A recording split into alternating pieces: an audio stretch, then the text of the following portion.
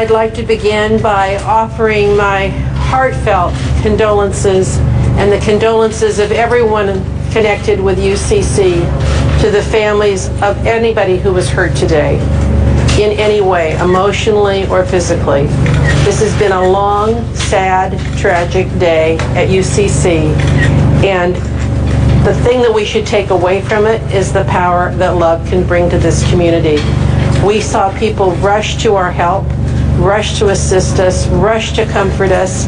People all over the community came in. I think that's one of the blessings of a small town, is that we're so interconnected.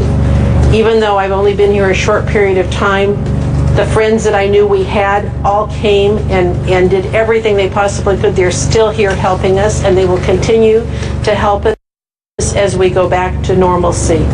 This is going to take us some time, and we need the patience of the community, but we plan to have the college functioning, safe, and comforting as soon as possible for our students to return. This is a crisis, and we are asking for help and receiving help.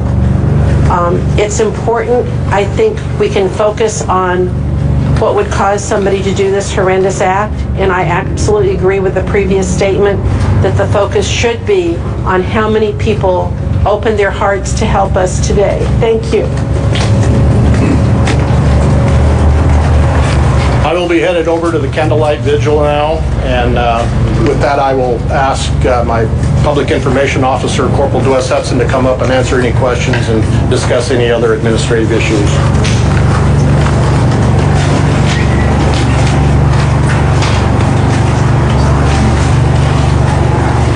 So just a couple of items here. We will be continuing to post information to our Twitter account, and we're using the hashtag UCC shooting, and that's at Douglas COSO. Further updates will be posted to that Twitter account, as well as flashalerteugene.net. It's not determined when the next briefing will be, but when that's decided, we will post that information, flashalert.net, and our social media accounts. And that's all I have. If I just have a couple of logistics items, if you could just bear with me for a few minutes here. Do you suspect, though, we're going to have a briefing tonight, or is that still not clear? Not determined. Okay. These two officers that he mentioned, what agency do they belong to? We're not taking any questions tonight. Okay. Thank you. When do you expect to get a new update? Can you just spell your name for us? DWESHUTSON. DWESHUTSON. HUTSON. First name, sir? DWES. DWES. Is there an update on the 3 victims that were transferred to Eugene at critical I have no further information for you. What is the address of the vigil? Logistics-wise, we need to talk about logistics for you folks, okay? This is the last briefing we're going to have here. And we are not going to move to the Parks Department like we had planned. We're going to move you into town to the road. So there is the latest update, and we expected it at about 10:15. It happened a little bit late, but that was the main person there was Sheriff John Hanlon, and also the president of UCC, which is Dr. Rita Cavan. Just to give you a quick note about what they said, they were pairing detectives and deputies with families to try to help them get through the grieving process and to help identify the victims. They said this is a mass casualty, so they had some protocol. They couldn't release any names of the victims. They know who the shooter is. We have named it here on CNN, as have other news organizations. Chris Harper Mercer, 26 years old. He says he will not say the name of the victim, but unfortunately, we are news of record, and we must identify him because that is our job. He said he didn't want to give the shooter any credit.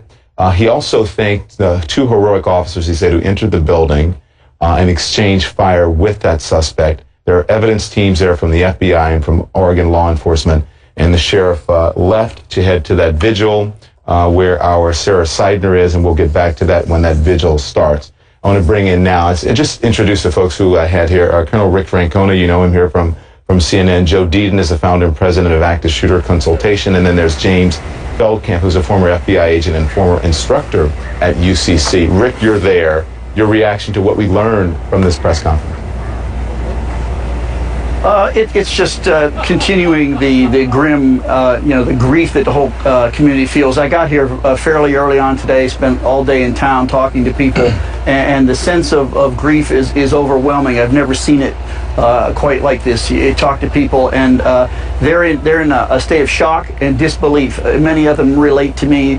The same thing I already knew was we all moved to Southern Oregon to escape these kinds of things, and yet here it is in Roseburg. Yeah, it seems to be everywhere. You know, Jim, you used to teach at Umpqua Community College. Your uncle still does teach there. What's your reaction to what happened? Well, first of all, I'd just like to say my heart and prayers go out to the families and friends of mine that have been involved in all this excitement here in Roseburg, Oregon, and it's not really that great of an opportunity to speak, but my cousin still teaches there. When I heard about this, I immediately called my friends and family to make sure they're fine.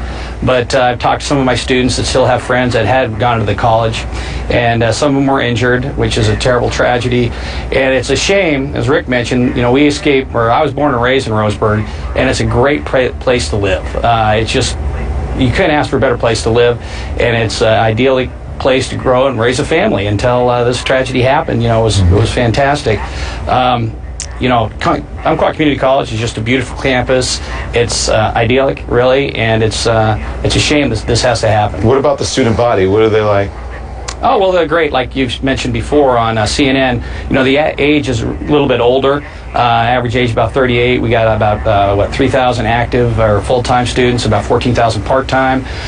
Roseburg used to be like the timber capital of the world, and since the economy has changed a lot, there's a lot of people going back and changing and getting, re-educated for other opportunities. Mm-hmm. So it's an older, more mature student body. But like I said, it's a small town. Everybody knows everybody. Yeah. And it's just a tragedy. This has to happen. Many community colleges, there are older people. People who have go back to school. They have kids, or they started their careers or did something else. They go back to school. They finish community college. It's pretty normal. And Joe, you have been on the scene of shootings before.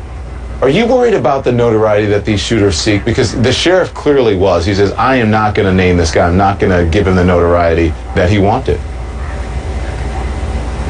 Yeah, you'll see that a lot. Obviously since the post-Columbine era, a lot of these active gunmen, these mass shooters, always refer back to Columbine. Cho mentioned Columbine, the latest shooting out in Virginia involving the media personnel, again referring back to Columbine. Unfortunately, they know our tactics. They're getting heavily armed. They're carrying multiple weapons, and it seems to spur, that knee-jerk reaction of that copycat. One of the last school shootings that I was involved with at Platte Canyon High School, a copycat of the Omnish school shooting was 6 days later because of a lot of the attention brought, by the national media that day. Yeah. What is going on here? Because every time, we have these shootings, it seems to be the same sort of person, at least the same age range. And I guess any type of profiler will tell you that there has to be something going on with that age group and with that demographic for them to do something like this. Yeah, we've had a few exceptions just in recent events, but predominantly, they're middle-aged white males from a suburban type, middle-class area.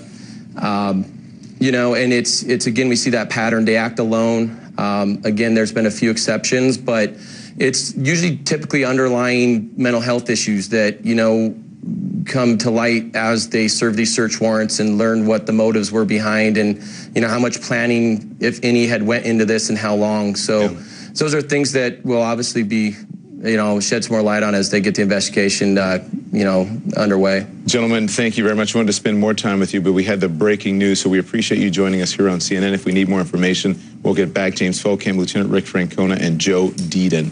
Appreciate it very much. When we come right back, more on our breaking news. The deadly mass shooting in Oregon today. An angry President Obama addressing the nation.